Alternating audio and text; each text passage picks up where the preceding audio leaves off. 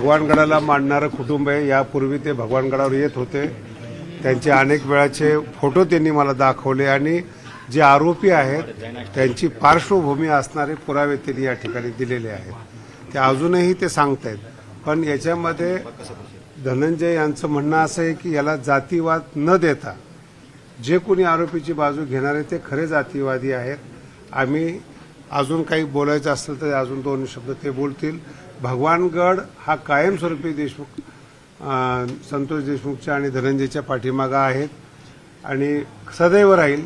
त्यांनी हे सांगितलेलं की आम्ही गडाला मानणारे गडाचे शिष्य आहोत, अनेक वेळा गडावरून येऊन गेलेलो आहोत।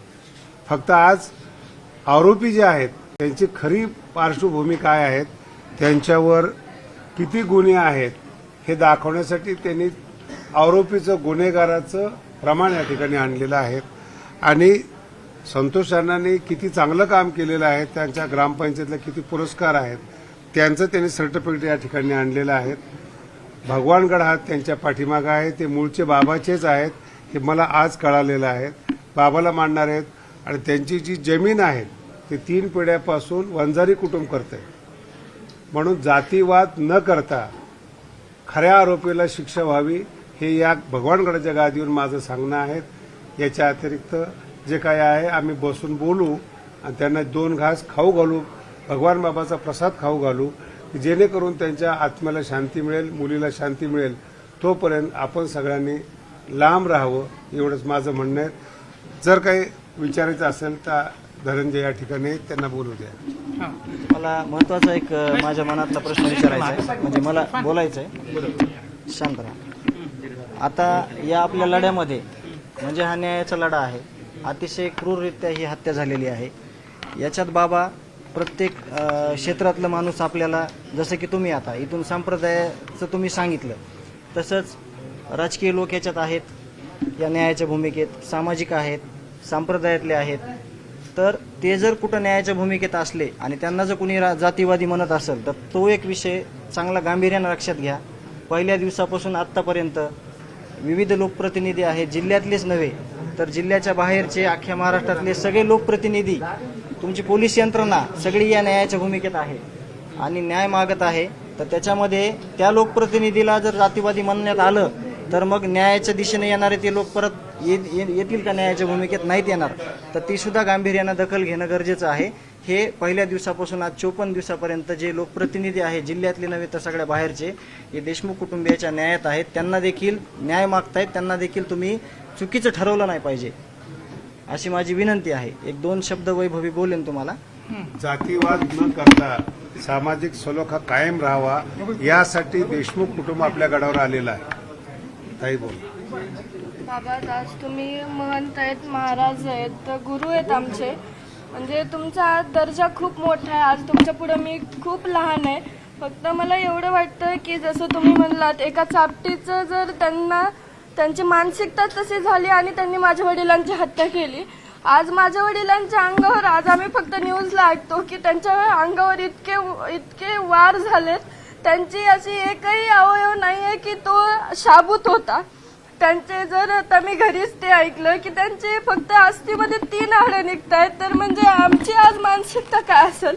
ते ज्यांचे फोटो आहेत ते आम्ही आज सुद्धा बघू म्हणजे ते आम्हाला बघू वाटत नाहीये, त्याचं इतकं दुःख आहे।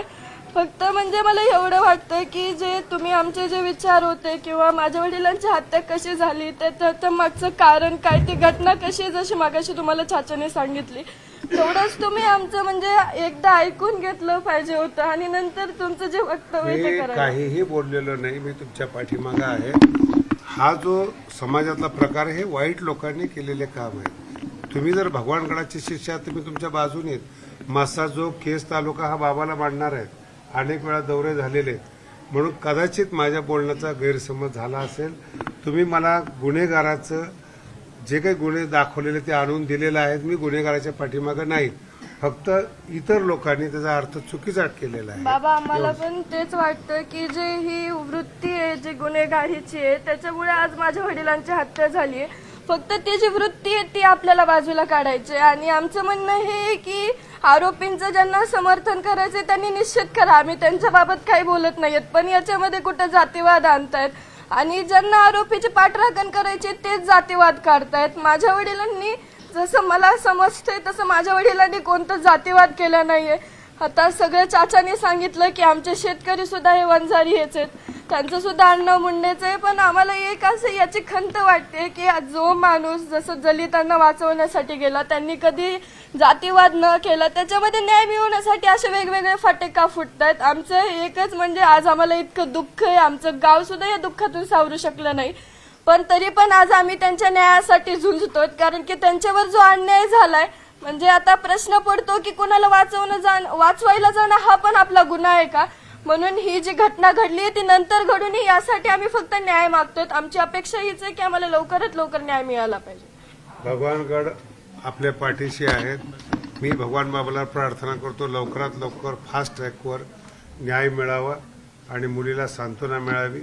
भगवानगड हा कायमस्वरूपी त्यांच्या पाठीशी उभा राहील. आरोपीचं कधीही समर्थन करत नाही. त्यांनी पुरावे आणलेले की आरोपीवर किती गुन्हे दाखल झालेले आहेत. कदाचित माझ्या बोलण्याचा चुकीचा अर्थ झाला असेल तर ते आरोपी हे आरोपीच आहेत, गुन्हेगार आहेत हे सांगण्याकरता या ठिकाणी कुटुंब आलेलं आहे. गडाचंच कुटुंब आहेत. म्हणून पुन्हा एकदा महाराष्ट्राला विनंती आहे, त्याला जातीय कलर न देता न्याय मिळावा यासाठी आपण सगळेजण प्रार्थना करू.